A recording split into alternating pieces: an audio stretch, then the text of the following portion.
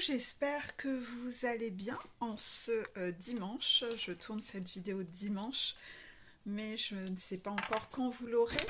Dans tous les cas, quand vous l'aurez, ça sera encore les énergies de la vidéo. Soyez rassurés, c'est toujours comme ça. Contraction, quand vous tombez sur la vidéo, ça veut dire que c'est le message que vous devez entendre au moment où vous tombez dessus. C'est ce qu'on appelle des vidéos intemporelles. Voilà.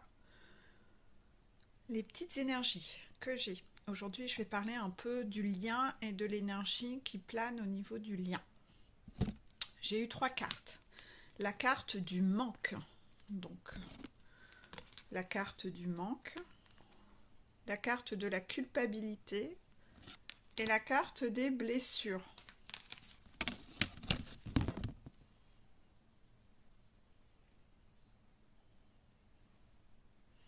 Donc sur le lien, il y a une énergie du manque. Donc ça veut dire que soit vous êtes actuellement, vous vous manquez l'un à l'autre, ou soit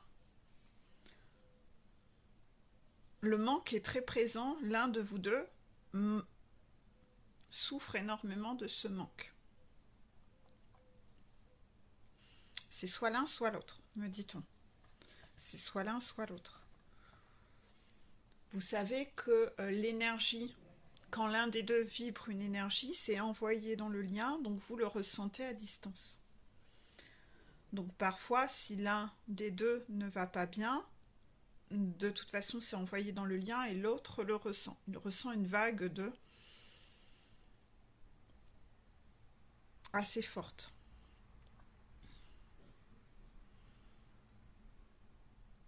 La source et les guides œuvrent pour souvent vous ramener à cette énergie du manque. Surtout du côté du runner. Pour ramener le runner dans le lien, puisque le runner, lui, fuit le lien et fuit son émotionnel et ne veut pas écouter son émotionnel. Si vous avez regardé la vidéo précédente, justement, qui parle des runners, le runner fuit son émotionnel. Il ne regarde pas le tableau de bord de ses émotions. Il refoule, il met un voile dessus, ça ne l'intéresse pas, il ne veut pas regarder. Pour lui, c'est une façon de se protéger. Et donc, pendant très longtemps, le runner fuit cette énergie du manque. Il ne veut pas en entendre parler. Donc, il part dans les compensations, les addictions, alcool, drogue, excès de travail, excès de sortie, faire plein de choses, courir dans tous les sens pour ne pas ressentir ce manque. Parce que ça lui fait peur. Ça lui fait peur.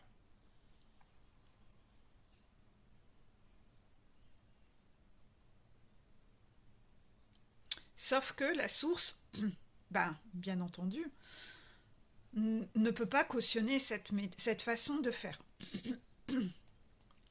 Exprimer. Ok. La source veut pousser le runner à exprimer et à exprimer clairement au chaser le « tu me manques ». Elle veut le pousser à ça, à ce qu'il sache exprimer les choses, à ce qu'il sache exprimer tout ce qu'il pense, tout ce qu'il ressent, pour qu'il soit aligné. Oui, c'est bon, j'ai compris. Ce que je pense, je le dis, je le fais.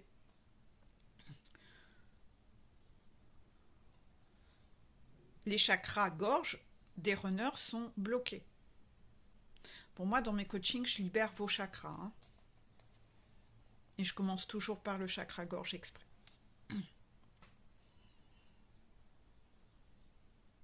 Donc si vous venez vers moi pour un coaching, de toute façon ce travail-là sera fait, sauf si bien entendu vous ne me donnez pas votre accord pour faire ce type de soins énergétiques. Hein. Je ne le fais que si vous êtes ok, ça va de soi. Mais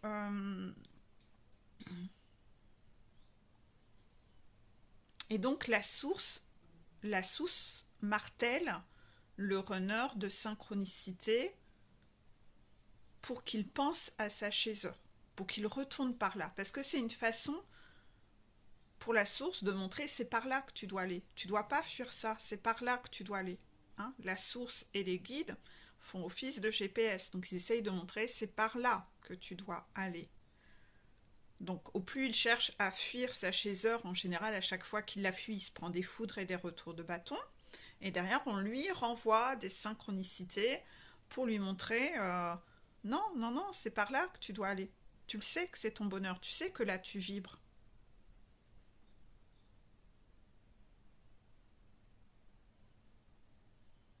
Donc en fait il y a beaucoup de rêves. Le runner fait beaucoup de rêves concernant sa chaiseur. Ou alors des, des chansons qui lui font penser à elle. Son prénom qui est prononcé. Sa voiture qui apparaît, ses initiales. Plein de choses qui font que, en haut, ils œuvrent pour orchestrer tout ça pour que il ne puisse pas oublier sa chaiseur. Pour qu'il ne puisse pas oublier sa chaiseur.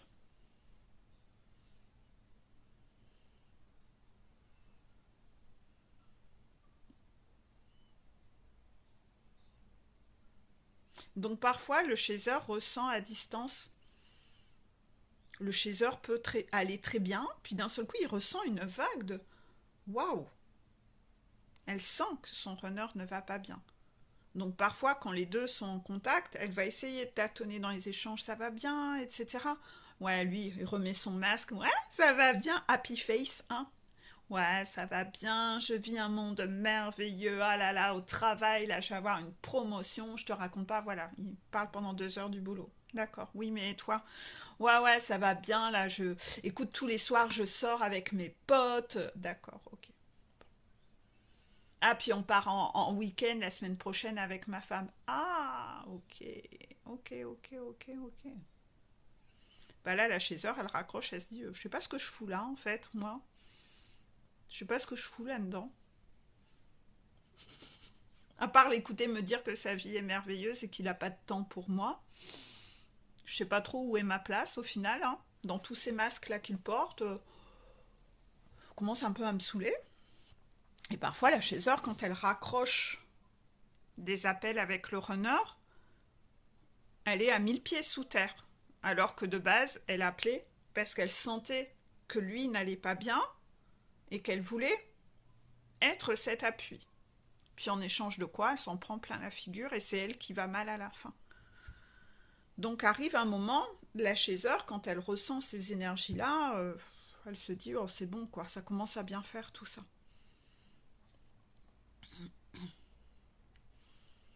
Parce que la chaiseur apprend à ne plus être masochiste et à ne plus être ce sauveur, à ne plus se sacrifier pour les autres. Pendant très longtemps, la chaiseur a envie de sauver son runner. Hein. Parce que elle est comme ça. Elle est comme ça. Elle a ce côté de vouloir toujours aider les autres, d'avoir beaucoup d'empathie. Donc comme elle a beaucoup d'empathie, elle a du mal à voir ou à ressentir que quelqu'un ne va pas bien. Donc elle a envie d'aider les autres. C'est là où elle se fait souvent avoir par les gens autour d'elle. Elle se fait trahir, contraction, parce que finalement, à force de sauver les autres et de vouloir les aider, elle se trahit elle-même, elle n'a plus de temps pour elle-même.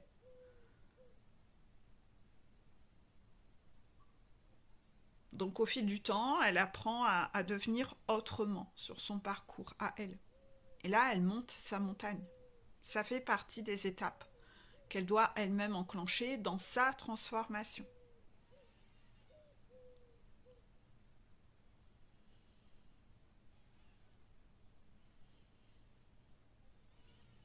Il y a des chasseurs qui ne sont pas assez actifs. C'est ce que me disent les guides.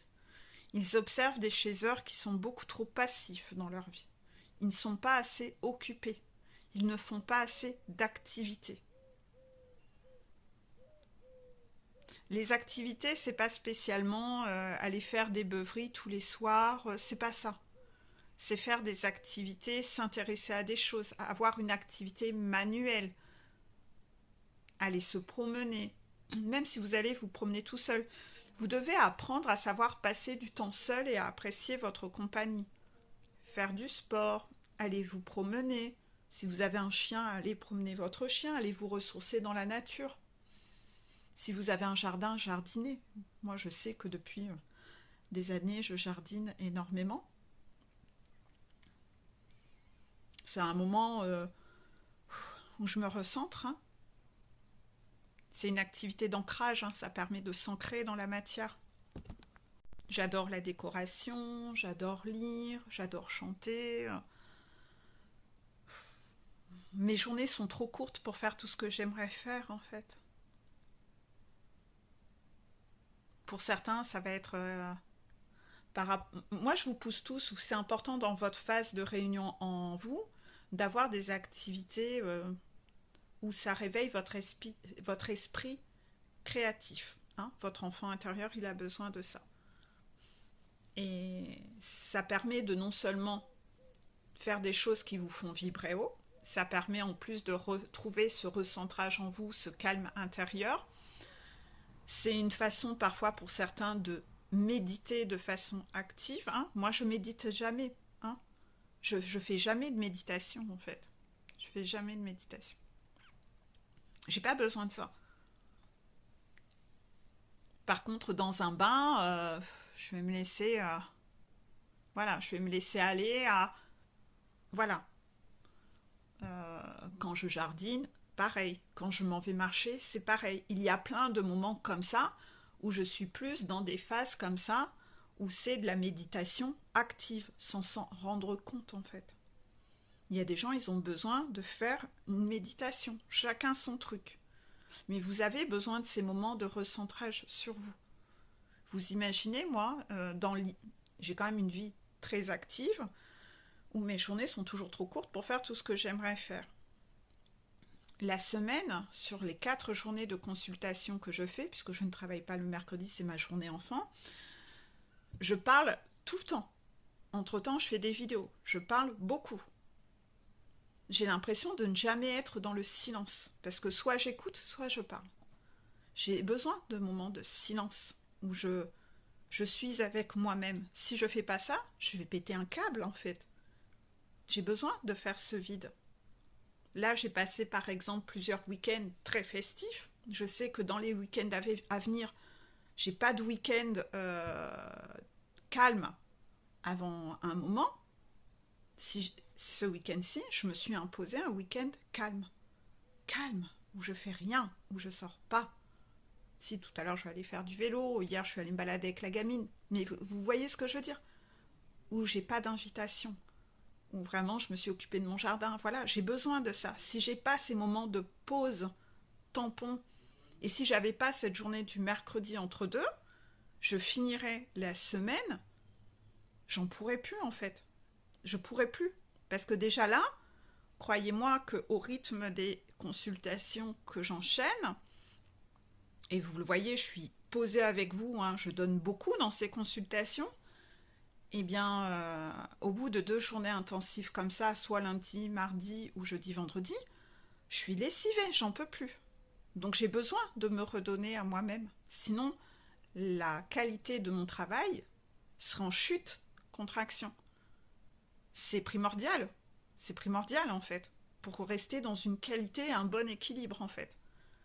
Je vous parle de moi, mais parce que de ce que je suis en train de vous raconter, ça doit créer des déclics en vous, parce que normalement vous devez le transposer à votre situation.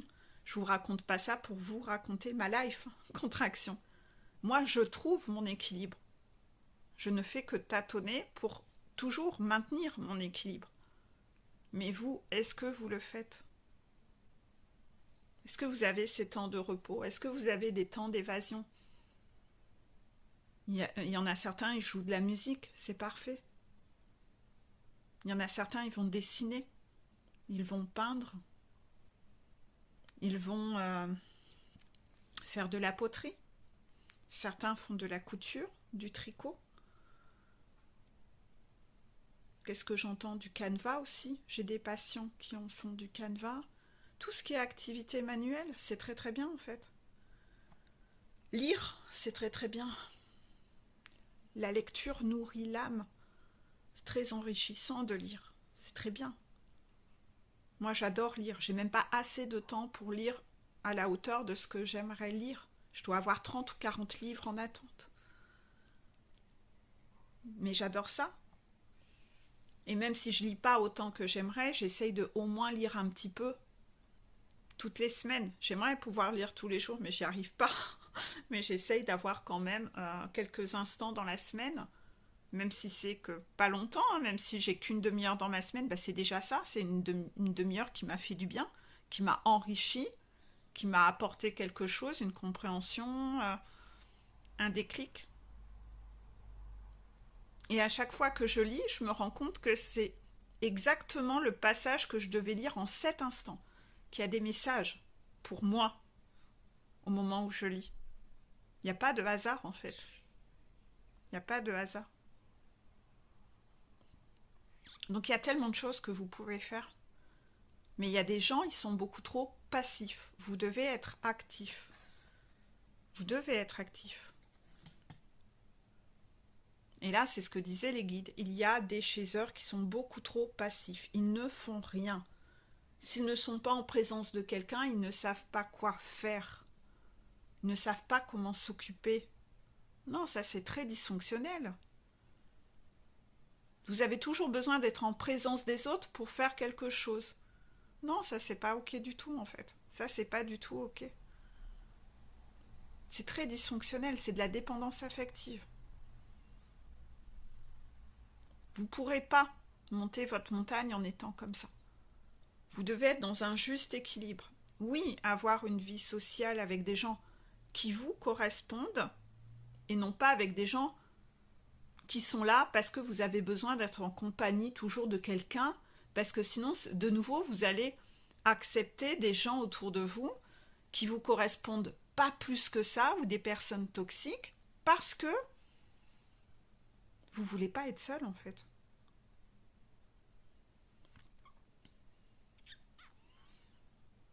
Donc vous devez être dans ce juste équilibre d'avoir cette joie de vivre, d'avoir envie de faire des choses avec les gens que vous aimez, bien entendu, pas avec les personnes toxiques, mais aussi d'avoir ce plaisir à être seul. Ce plaisir à être seul. Parfois, vous en viendrez, oui, à refuser des invitations pour être seul avec vous-même, parce que, oh non, putain, j'ai envie d'être seul là. Pitié, j'ai envie d'être seul, quoi. Et non pas contre ces personnes. Non pas contre ces personnes.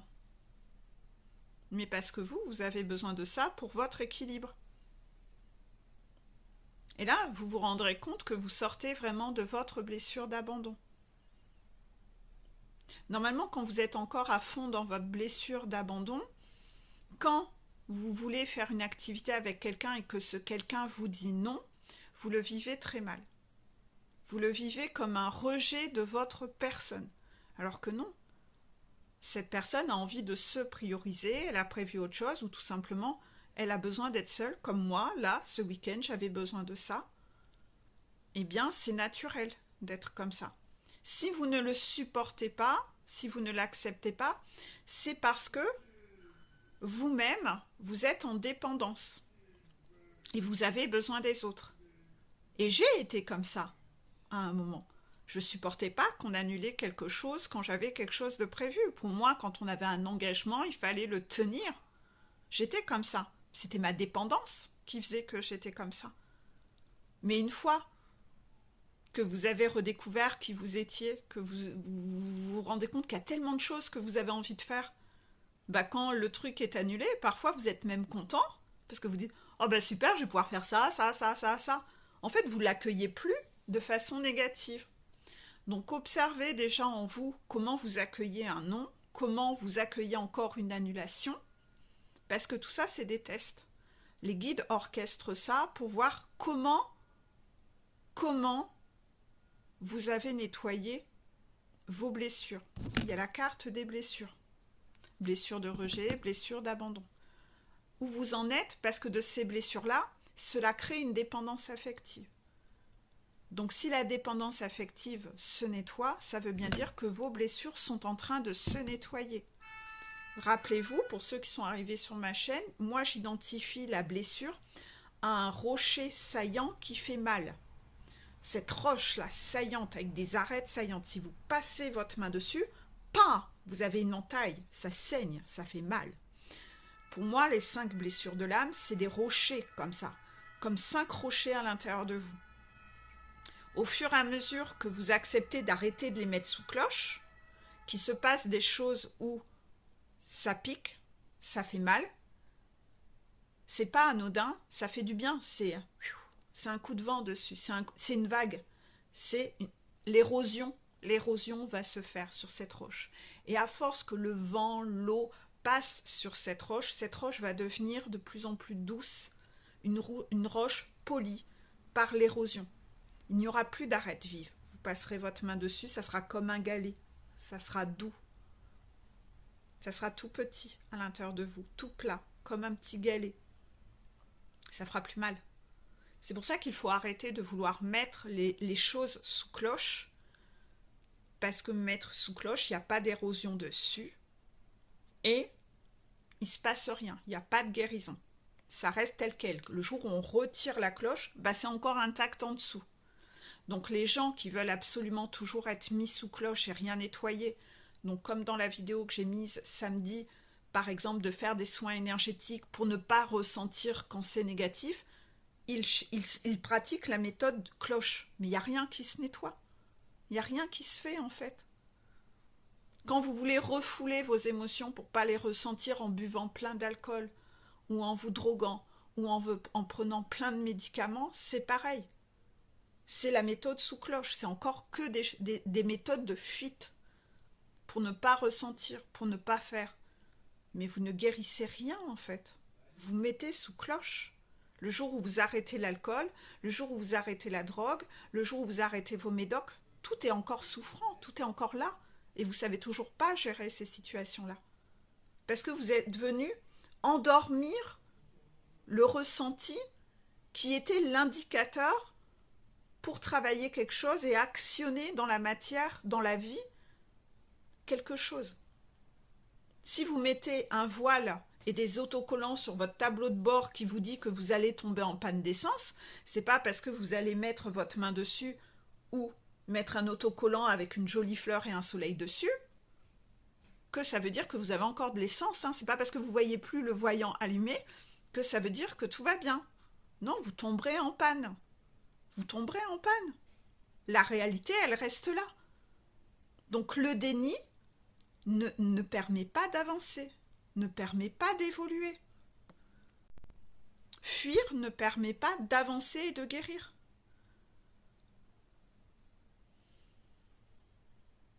Si vous avez une douleur dans le corps et que vous n'allez pas voir le médecin, peut-être que vous avez quelque chose de grave. Peut-être que vous avez une tumeur, un cancer. Peut-être que vous allez vous dire « Non, j'ai pas mal, j'ai pas mal, j'ai pas mal. Non, j'ai pas mal, j'ai pas mal, j'ai pas mal. Je vais prendre plein d'antidouleurs. Non, j'ai pas mal, j'ai pas mal, j'ai pas mal. Je vais boire de l'alcool pour plus ressentir la douleur. Je vais prendre de la drogue, comme ça je vais plus ressentir la douleur. » C'est pas ça qui va résoudre le problème. Le problème va gangréner à l'intérieur et le problème va s'empirer. Alors que si vous acceptez de vous dire c'est quand même pas normal cette douleur qui est toujours là, je vais aller consulter le docteur. Parfois le docteur va vous donner un traitement ou vous opérer et le problème est résolu. Et tout va bien derrière. La méthode de fuite et de se mettre des œillères n'a jamais marché dans aucun domaine. Dans aucun domaine. Les gens qui ont des problèmes avec l'argent, on le sait, le chasseur a un rapport dysfonctionnel avec l'argent. Qu'est-ce que j'appelle rapport dysfonctionnel avec l'argent? Le runner aussi, puisque le runner, lui, c'est sa névrose, le fric, le fric, le fric, le fric. Lui fait tous ses choix de vie en fonction de ça. Donc ça, on en a déjà parlé. Mais le chasseur, lui, il est tout à l'inverse. C'est-à-dire que le chasseur, limite dans son esprit de sauveur, est capable de donner du fric à foison à tout le monde pour aider les autres. Le chasseur est capable aussi, comme lui, il fonctionne avec l'émotionnel, de J'essaye de donner tous les cas de figure que j'ai pour vous montrer un peu où est le dysfonctionnel du chaser. Le chaser, en fait, son dysfonctionnement à lui, il est trop insouciant avec l'argent. Donc oui, certains chasers donnent de l'argent à foison. Par exemple, à un enfant, à un parent. Mais ça n'aide pas ni l'enfant ni le parent à guérir ou à comprendre ou à devenir autonome dans sa vie. Bah non, puisque lui aussi on le met sous cloche. On le met sous cloche. Donc en fait, il ne prend pas son envol. Il y a ce genre-là de sacrifice. Un autre exemple, le chaser peut avoir comme addiction ou compensation que quand il ne va pas bien, il va aller acheter, dépenser pour se sentir bien. Donc j'ai des chasers, oui, qui parfois vont être endettés, surendettés, parce qu'ils dépensent dans des voyages, dans toutes sortes de choses, pour se sentir mieux. Ils ont leur compte en banque qui est dans le rouge, d'accord? Ils n'économisent jamais, ils dépensent, c'est une compensation. Et pour ne pas voir qu'ils sont en difficulté, ils vont jamais aller consulter leur compte. C'est pas parce que ce chaser ne va pas consulter son compte en banque pour ne pas voir la vérité que son compte en banque tourne bien. Non. S'il dépense plus qu'il ne gagne d'argent, ça ne résout pas le problème. Vous avez beau ne pas aller regarder le compte en banque, à un moment votre carte bancaire peut-être qu'elle va être rejetée, vous allez recevoir un courrier disant que attention, vous avez un découvert de autant, à la claque. Donc dans le cas de ce chaser-là, par exemple, qui n'est pas responsable, qui n'est pas mature, qui n'est pas à sa sécurité, et qui en plus a ce problème que son compte en banque ne va pas bien du tout, qu'il doit réguler ses dépenses, et que quand il va pas bien, qu'est-ce qu'il va faire? Il va aller dépenser encore plus. Là, on est vraiment dans le masochiste. Hein, on est vraiment dans le masochiste et le serpent qui se mord la queue, de la blessure d'humiliation. Donc, inévitablement, par effet miroir, le runner, c'est normal qu'il fasse la même chose avec ses émotions. Parce qu'il y a un effet miroir. Parce que la chaser n'a pas remonté son yang sur ce sujet, donc le runner ne remontera pas son yin. C'est la chaser qui doit monter sa montagne en premier. Donc elle culpabilise dans ces cas-là, la chaser, quand elle reçoit ses courriers, etc. Ah, je suis trop nulle, là, j'ai pas fait ce qu'il fallait, ah putain, je suis qu'une merde. Ah, mais voilà.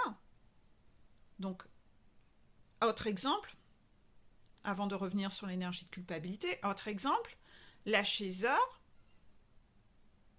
dépense comme ça, ou le chaser, hein, pour les hommes. J'ai tendance à dire là, chaser, c'est vraiment toujours pour rappeler que chaser, c'est polarité féminine, que vous soyez homme ou femme, hein. Et dans les couples homosexuels que j'ai, vous savez toujours qui est la polarité féminine, et etc. Donc,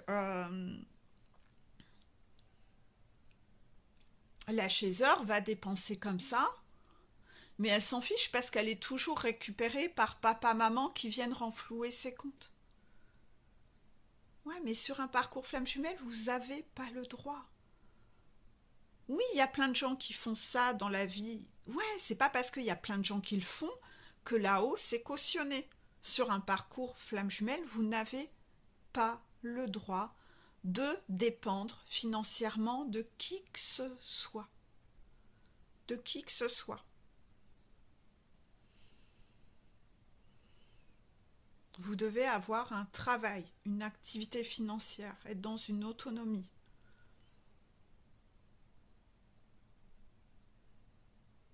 Et vous n'avez pas le droit. Vous allez vraiment, croyez-moi, avoir des foudres sur le sujet. Parce que même si vous ne me le racontez pas à moi, même si vous êtes dans un déni, vous essayez de cacher ça, vos guides le voient.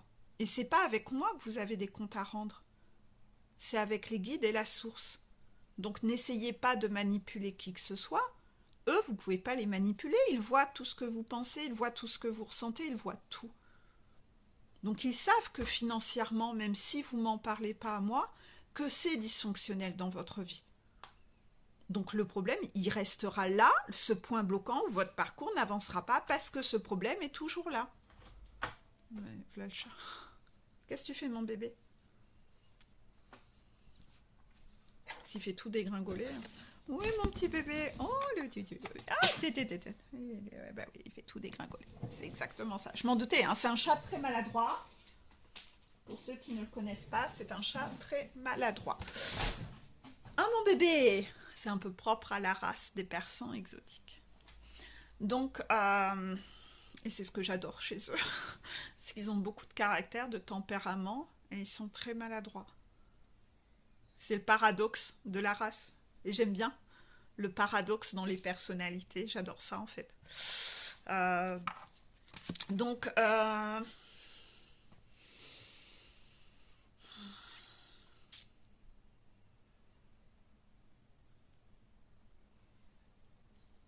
j'ai assez parlé de l'argent? Ok. J'ai assez parlé des dysfonctionnements? D'accord.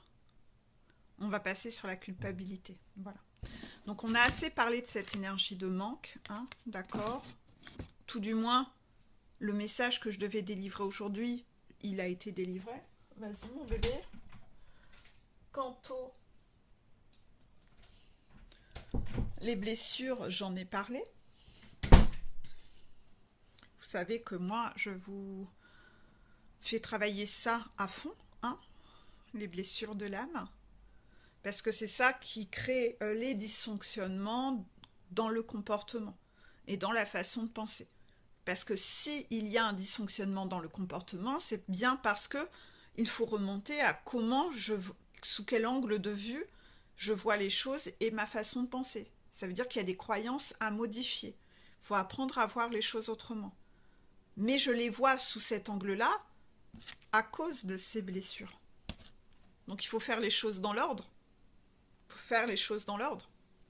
C'est-à-dire qu'au fur et à mesure qu'on guérit ça, c'est là où mon ouverture d'esprit se crée et que mon angle de vue commence à voir autrement. C'est au fur et à mesure que je guéris. Et du moment où je vois autrement, je vais donc faire autrement.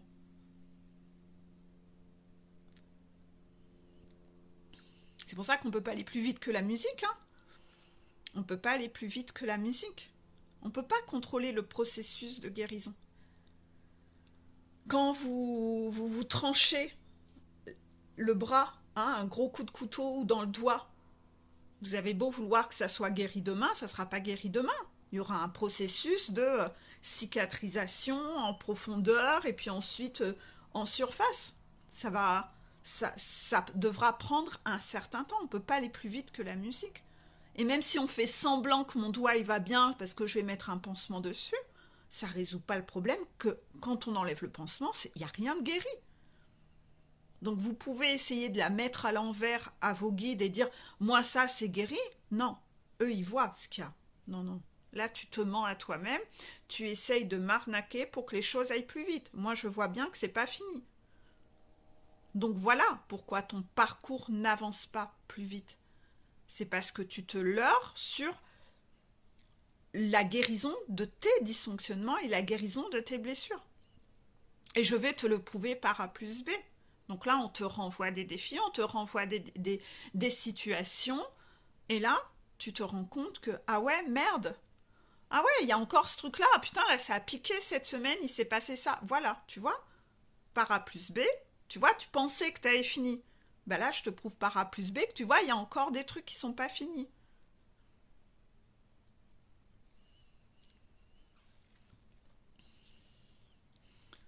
À chaque fois qu'il y a une émotion souffrante, ça veut dire qu'il y a quelque chose qui n'est pas terminé d'être nettoyé. Votre tableau de bord, il s'allume encore.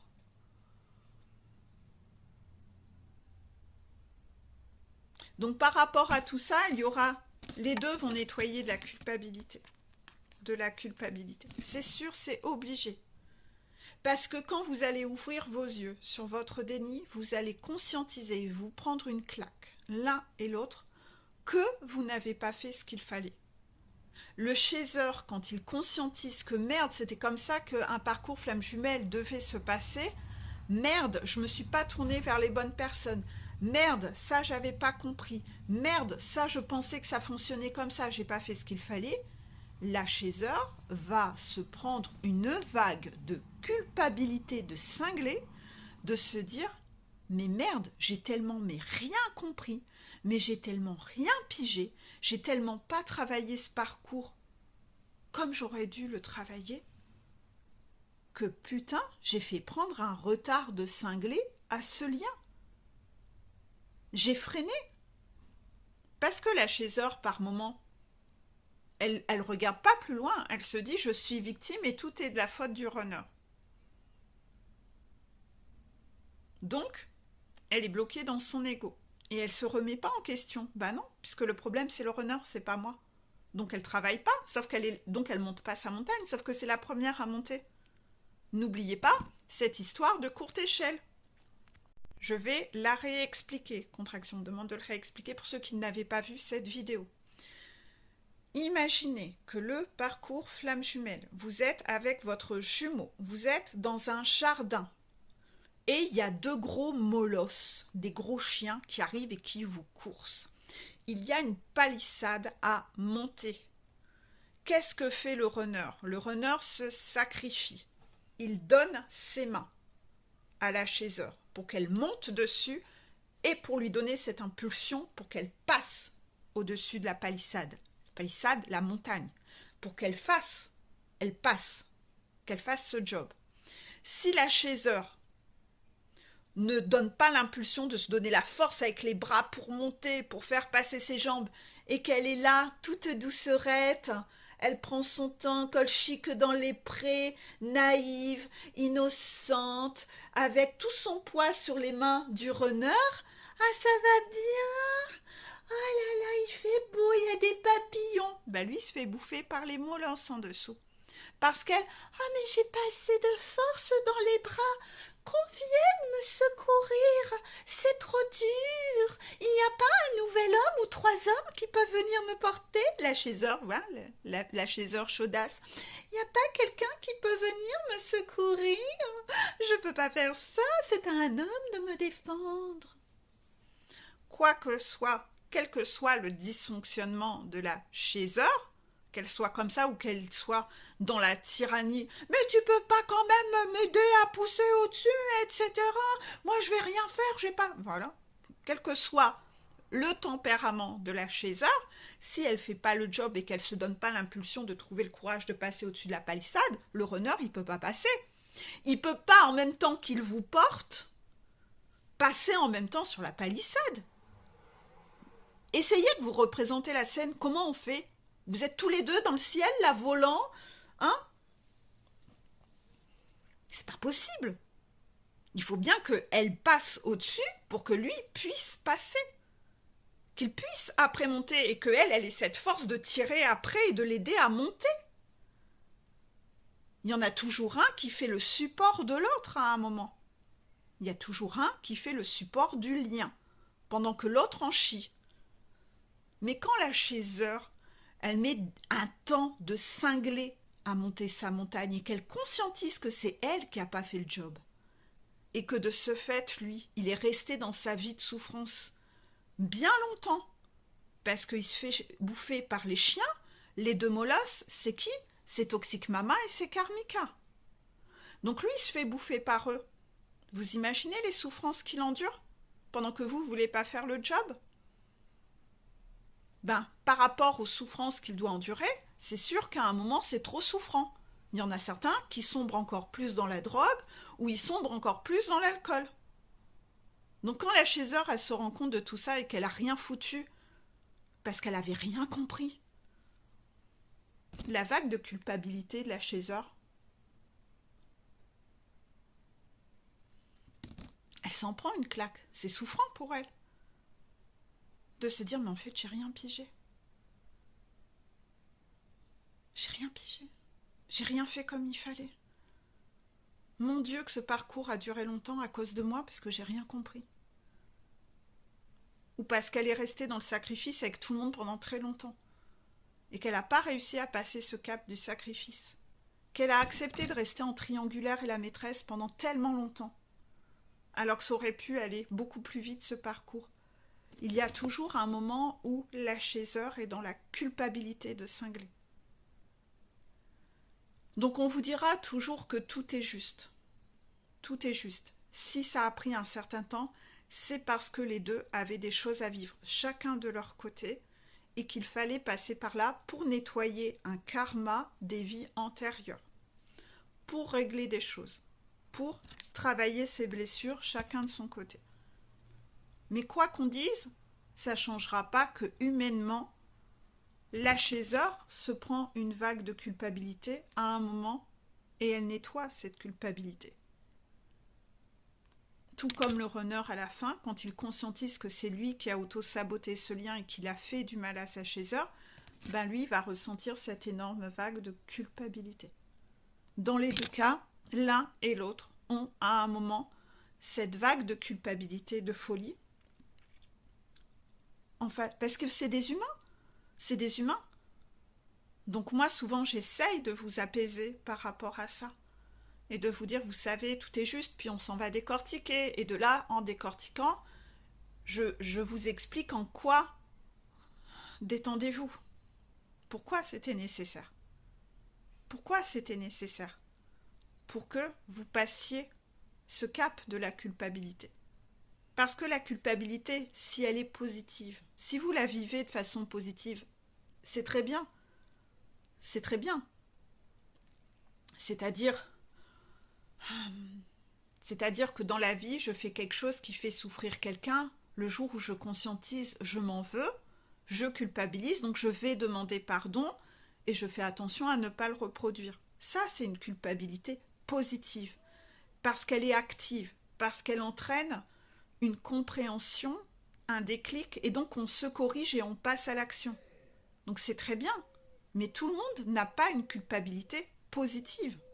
Il y a des gens qui ont une culpabilité passive et enfermante et sclérosante. C'est-à-dire que quand ils ressentent la culpabilité, ils s'auto-flagellent et ils se tapent comme ça dessus, et puis ils sont comme ça prostrés et ils font plus rien. Ah mais non, je peux pas aller faire ça, oh, je peux pas demander pardon, oh mon Dieu, mais qu'est-ce qu'elle va me dire, oh mais mon Dieu, que je suis qu'une merde, oh mon Dieu, je ne mérite que ça, d'être malheureux, oh là là là là, oh mon Dieu, je suis vraiment qu'une merde, oh, je mérite vraiment de finir ma vie en étant seule comme une merde, oh, je peux pas lui demander pardon, je dois la laisser tranquille, je dois le laisser tranquille, je dois le laisser être heureux sans moi, parce que moi je suis qu'une merde. Ça, c'est une culpabilité négative, vous devenez toxique envers vous-même. Vous repartez à écouter ce diable à oreille qui veut vous renvoyer à la cave. Donc la culpabilité, ça moi je ne sais jamais comment vous allez être face à cette culpabilité. Comment vous allez la vibrer, cette culpabilité, parce que cette culpabilité, elle est en fonction de l'état d'avancement de vos blessures. Et le moment où vous allez vous prendre la vague de culpabilité, ben vous allez le vivre différemment, de façon positive ou négative, en fonction de où vous en êtes dans la guérison de vos blessures. En fonction de ce que vous avez fait comme travail avant de venir vers moi, par exemple. Quand vous êtes juste contenté de ne pas travailler sur vous, de juste faire des soins énergétiques, bah autant vous dire que ça, vous avez mis sous cloche, vous n'avez rien fait. Donc là, la culpabilité, elle va être une culpabilité négative, sclérosante. J'ose pas passer à l'action. Je suis plantée là, je suis paralysée sous le poids de la culpabilité et je peux plus bouger. Je suis comme ça, figée. Je fais plus rien. Qu'est-ce que je fais? Je m'en rends malade, je suis paralysée. Je sais plus quoi faire. Ben non, ça c'est pourri. Vous marchez sur le pied de quelqu'un. Oh mon Dieu, je suis désolée. Oh, excuse-moi. Voilà. Vous culpabilisez de quelque chose, ben on le conscientise. Merde, j'ai eu le déclic. Excuse-moi, je viens de conscientiser un truc. C'est si simple que ça. Je viens de conscientiser quelque chose, je viens d'avoir un déclic. Je m'excuse, pardonne-moi. Je n'aurais pas dû et je m'en veux d'avoir agi de telle façon à un moment. Je viens de comprendre et je viens d'avoir une conscientisation. Ça tient en 2 ou 3 phrases. C'est simple. C'est simple. Vous allez avoir l'impression de perdre 20 kilos. Tous ceux que j'ai poussés à faire ça et à aller s'excuser et demander pardon au jumeau ou à la jumelle, vous m'avez tous dit qu'au moment où vous avez envoyé le message, vous avez senti ce poids partir. Même si vous ne saviez pas comment l'autre allait réagir, si vous auriez une réponse, c'est au moment où vous l'avez envoyé ce message que les épaules descendent. Quel apaisement, quel soulagement. C'est le soulagement de l'alignement. Et quand vous allez ressentir cet émotionnel-là, vous allez être de plus en plus motivé à être aligné dans tout, à être dans ce que je pense, je le dis, je le fais, parce que vous allez sentir ce bien-être de folie quand vous êtes aligné. Vous allez vous dire « Ah putain, mais c'est ça quand on est aligné !» Et vous me le dites tous. Mon Dieu, que ça fait du bien quand on est aligné, mais mon Dieu, que je me sens bien et en paix. Parce que vous dites « Je viens de retirer un poids de folie. » Et donc, de plus en plus, vous allez avoir envie d'être dans ce bien-être-là. Donc, de plus en plus, vous allez être motivé par le fait de toujours être authentique avec les gens et toujours être dans ce que je pense, je le dis, je le fais. Parce que vous n'allez plus avoir envie d'être masochiste dans cette torture à l'intérieur.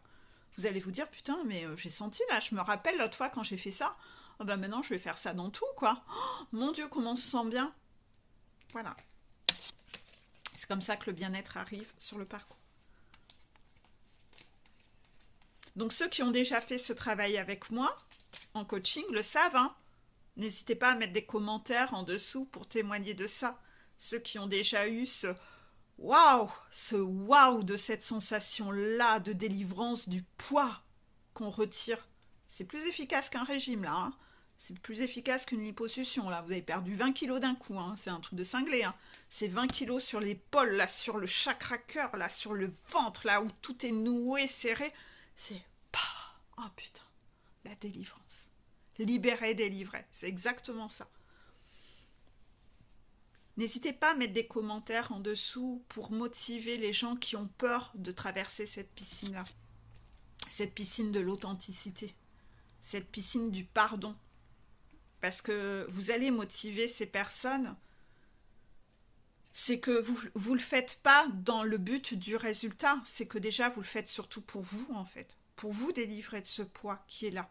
Parce que garder ce poids sur vous, c'est du masochisme. C'est encore cette blessure d'humiliation.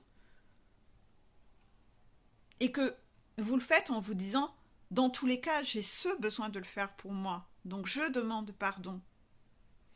On verra bien ce que dit l'autre, mais déjà moi, ça va m'apaiser. Donc je le fais déjà pour moi. Je le fais déjà pour moi. Ça va me faire du bien. C'est une des étapes à franchir sur le parcours. Dans votre transformation. De vous donner cette bienveillance.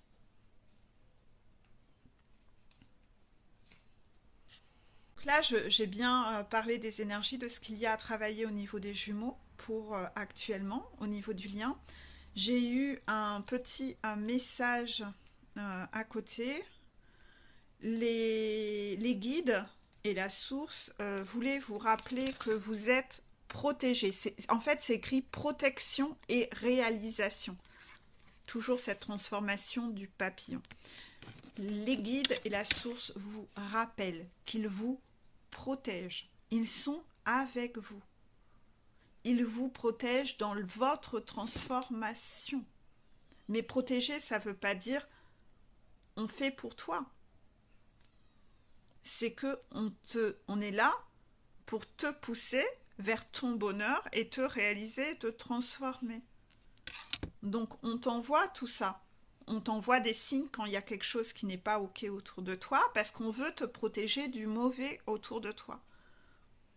Donc quand il y a quelqu'un de très toxique autour de toi, on t'envoie des signes et des épreuves. C'est pour te libérer du mal autour de toi. On te fait vivre des situations afin d'acter le nettoyage profond.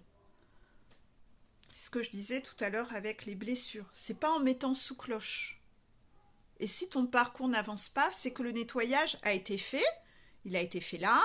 mais il doit aller de plus en plus profond. Profond, profond, profond. La cicatrisation doit se faire. Donc tout est juste. Ça veut dire que tu vis des choses pour aller de plus en plus nettoyer de plus en plus profondément. Pas en superficiel. On va de plus en plus profond. Certes, même si tu vis des disputes et des orages, des foudres, c'est des épreuves. Ces épreuves sont là. T'en fais pas, on n'est pas loin derrière parce qu'on te protège. Ce sont des épreuves que tu as à vivre pour aller vers ta paix intérieure. Hein? À l'intérieur de cette femme, ça fleurit, c'est en paix, c'est lumineux. Toujours ce nettoyage profond. Il faut passer par là. Donc oui, il y aura des disputes sur le chemin avec des gens autour de toi qui ne sont pas bons pour toi. Tu vas devoir reprendre ton pouvoir, c'est un défi. C'est un défi. C'est pour toi aller retrouver ta paix intérieure. Parce que tu ne peux pas être en paix intérieure en laissant les choses fonctionner telles qu'elles fonctionnent actuellement. C'est ainsi qu'une fois que tu auras retrouvé ta paix intérieure, que l'abondance va de nouveau entrer dans ta vie. Toutes les belles choses vont de nouveau arriver et entrer dans ta vie. Et par rapport à ça, tu recevras un message. Un message. J'avais eu ça dernièrement dans les dernières vidéos, cette même carte. Il est écrit sur la carte « Message à venir aujourd'hui ». Le aujourd'hui n'existe pas puisqu'il n'y a pas de temporalité et que tout dépend de comment vous gérez les choses, l'un et l'autre, votre libre arbitre. Mais vous aurez un message, soit un message de votre jumeau ou jumelle, ou soit des nouvelles qui vous montreront que les choses avancent. Si vous sentez l'impulsion, en écoutant tout ça, dans tout ce que j'ai dit dans cette vidéo, de demander pardon pour vous alléger d'un poids, on vous demande là, c'est le feu vert pour passer à l'action. C'est le feu vert pour passer à l'action.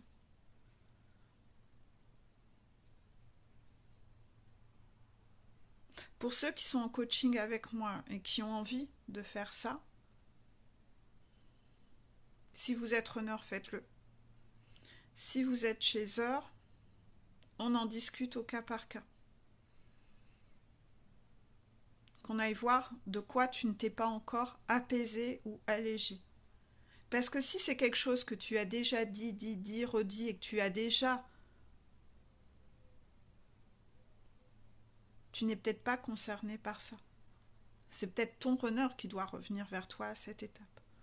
Ça dépend. Donc ça, il faut qu'on en discute avec les chasers. Mais ça concerne que les chasers fin de parcours. Parce que avant la fin de parcours, les chasers ont le droit de contacter leur runner autant de fois qu'ils le souhaitent si ça vibre de là. Si vous vous interdisez de le faire alors que vous avez envie de le faire parce que vous êtes dans votre tête et votre esprit contrôlant, que vous pensez qu'en faisant ça, vous allez faire un gap et tout de suite arriver à la fin de parcours, non. Hein, bah non, parce que c'est en fonction des blessures. C'est ça qui acte la fin de parcours. C'est pas parce que vous êtes dans le masochisme et que vous êtes dans l'ego, justement, et que vous ne faites pas les choses par esprit contrôlant. Non, rien que de ça, vous vous montrez que vous n'avez pas nettoyé l'ego, que vous êtes contrôlant donc dans la blessure de trahison et vous trahissez le lien en ne sachant pas communiquer et en vous interdisant de communiquer, ou que vous êtes aussi masochiste à penser que vous allez je vais pas faire ça, comme ça va faire avancer les choses, mais en fait au contraire ça freine les choses. Donc ne pensez pas en tant que chaser que ça va accélérer les choses, hein.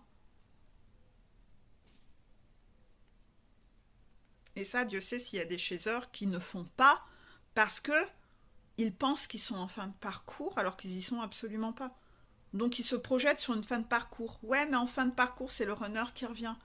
Ouais, mais t'es pas en fin de parcours, toi. Donc t'es en train de ralentir le lien en ne faisant pas non plus ta part de job. Tu as le droit de parler, tu as le droit de communiquer, tu as le droit de savoir dire ce que tu penses et ressens à ta chaiseur.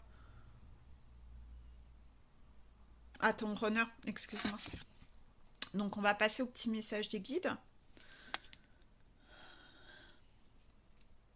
Laquelle en premier? Celle-ci en premier, d'accord.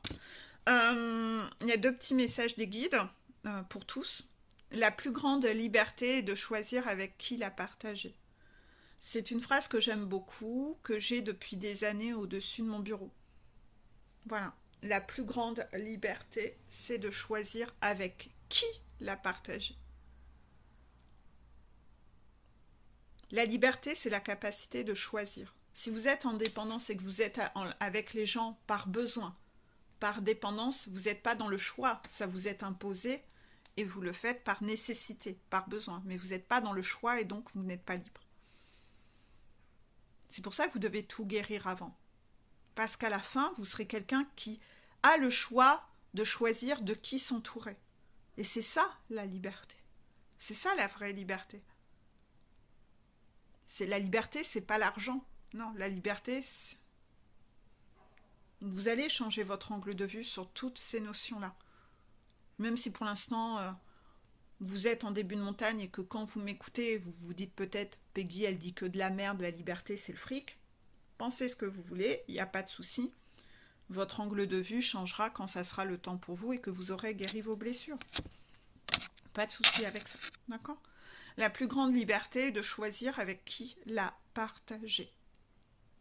C'est ça la vraie liberté. Vous en rendrez compte parce que si vous ne l'avez pas encore assez conscientisé, on va vous faire vivre plein d'épreuves avec ces gens qui sont autour de vous pour vous montrer que vous n'êtes finalement pas du tout libre et que vous êtes dans une prison. On a beaucoup parlé de la prison dans la vidéo précédente, il me semble. Je ne sais plus parce que comme j'en tourne pas mal, mais je me rappelle avoir parlé de ça il n'y a pas longtemps. Ça doit être dans la vidéo runner, peut-être. Donc petit à petit, vous allez vous rendre compte que finalement, cette notion de liberté, c'est pas ce qu'on vous a dit. Vous allez vous faire votre propre opinion de vous-même sur cette justesse. Et pas sur ce qu'on vous a fait croire, en fait. La carte, dernière carte pour vous, la colère est un acide qui peut faire plus mal au récipient dans lequel elle est stockée qu'à quoi que ce soit sur lequel elle est déversée. Ça, c'est un sujet, ça va encore prendre du temps. Et la vidéo, on approche d'1 heure, ça fait 57 minutes. C'est pas spécialement évident. C'est-à-dire que beaucoup de gens diabolisent la colère. J'en ai déjà parlé dans certaines vidéos et je vous ai dit en quoi, moi, j'ai eu un problème avec ça et j'ai fui le conflit parce que je ne voulais pas être une personne en colère, parce que je trouvais ça laid du fait que j'avais subi cela. Je ne voulais pas être quelqu'un comme ça, plus tard. Donc j'ai fui le conflit. On a tous tendance, selon notre parcours, selon notre vie, à diaboliser la colère comme étant quelque chose qui n'est pas bien. C'est vilain, la colère. D'ailleurs, c'est souvent comme ça qu'on est éduqué quand on est enfant. C'est qu'on n'a pas le droit d'être en colère. Les parents ont beaucoup d'expressions autour de « c'est pas bien, t'es vilain, va dans ta chambre, tu reviendras quand tu seras calmé ». La colère, c'est quelque chose qu'on n'a pas le droit d'exprimer. Et ça, c'est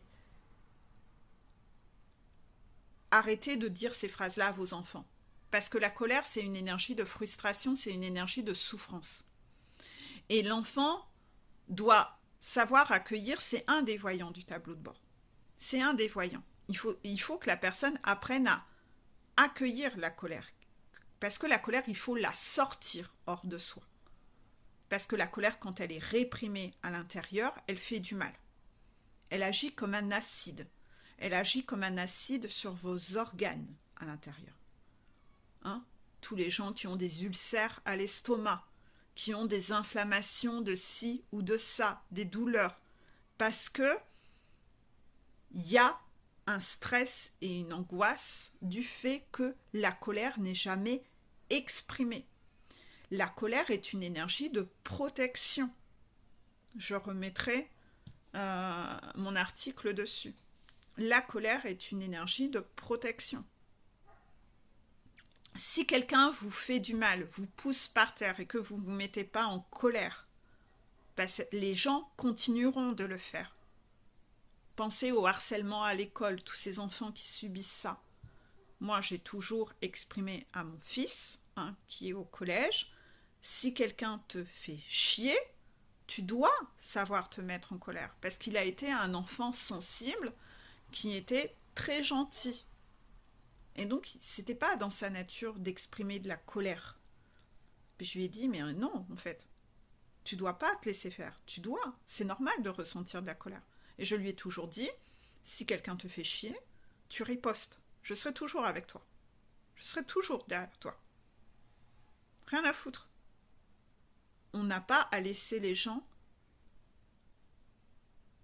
prendre le dessus. L'énergie de colère, c'est une énergie qui permet de se défendre, de ne pas laisser les gens empiéter et manquer de respect. Il est important d'apprendre aux gens à se révolter et à se rebeller. C'est important. Et il arrive à maintenir cet équilibre-là. Il y a des gens, ils se font emmerder, lui, il se fait pas emmerder de ce fait, parce qu'il pose des limites, dès que ça arrive. Donc c'est pas parce qu'on est sensible, il est sensible, qu'on ne doit pas se mettre en colère. La colère est une énergie de protection. C'est pas quelque chose à diaboliser.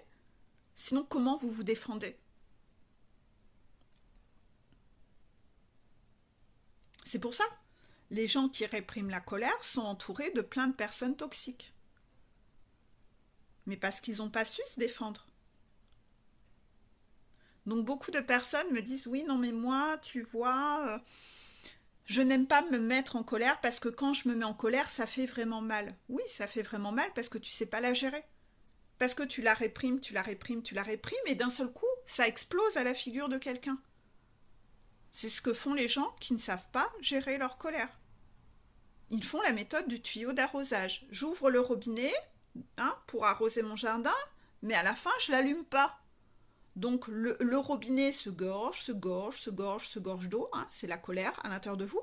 Puis d'un seul coup, on n'est pas une machine, on n'est pas un robot, hein, le tuyau il explose. Mais quand il explose, savoir qui va passer en face du tuyau d'arrosage, à quelle heure et sur qui ça va tomber, on contrôle rien en fait. On contrôle rien, ça explose à un moment. C'est de l'impulsivité là dans ces cas-là. Parce que peut-être qu'à ce moment-là, la personne qui va passer devant, elle n'a rien fait, ou un petit truc comme ça, et c'est elle qui va se prendre pour tout ce que vous aviez engorgé, et que ce n'était pas la personne qui vous avait fait le plus de tort, en fait. Donc oui, quand vous me dites ça, oui, non mais moi, quand je me fâche, ça fait vraiment mal, donc je dis plus rien. Bah non, justement, c'est parce que tu sais pas gérer.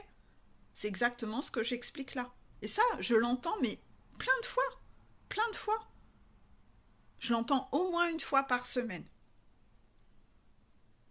Donc c'est pas ton trait de personnalité, dans ces cas-là, sache que tu ne sais pas gérer ta colère et c'est ta façon de gérer qui n'est pas la bonne, c'est une recette de crêpes pourries, change ta méthode de crêpes pourries et tout ira bien.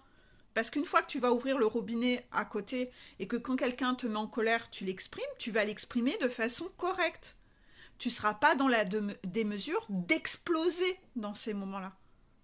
Quand tu exploses, c'est bien parce que tu as laissé passer plein de fois avant d'oser dire quelque chose. Et dans ces moments-là, quand tu le fais au fur et à mesure, les messages se font dans la tempérance. C'est soft. C'est pas dans l'explosion. Ça se traduira plus du tout de la même façon. Plus du tout de la même façon. Donc quand tu as peur de faire du mal à quelqu'un, parce que si tu te mets en colère, ça va lui faire du mal, tu es encore en train de faire passer les autres avant toi, parce que tu gardes cette colère à l'intérieur, et à l'intérieur, c'est à toi, sur toi qu'elle fait des dégâts. Sur tes organes, elle ronge, ulcère à l'estomac, tous ces problèmes de santé. Tu es encore dans le masochisme. Tu es masochiste. Donc cette phrase, c'est pour expliquer ça. La colère est un acide. Hein? Quand vous devez mettre de l'acide dans un produit,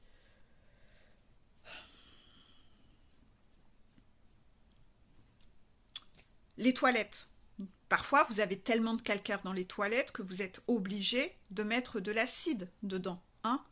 Imaginons, vous venez d'acheter une maison. Les gens n'ont pas bien entretenu les sanitaires. Mon Dieu, comment je vais réussir à récupérer ça? Bon, vous êtes obligé de mettre de l'acide et vous allez laisser cet acide stagner pour venir bouffer ce calcaire, pour venir le dissoudre. La colère est un acide qui peut faire plus mal au récipient dans lequel elle est stockée, parce que quand c'est stocké, ça vient bouffer, qu'à quoi que ce soit sur lequel elle est déversée.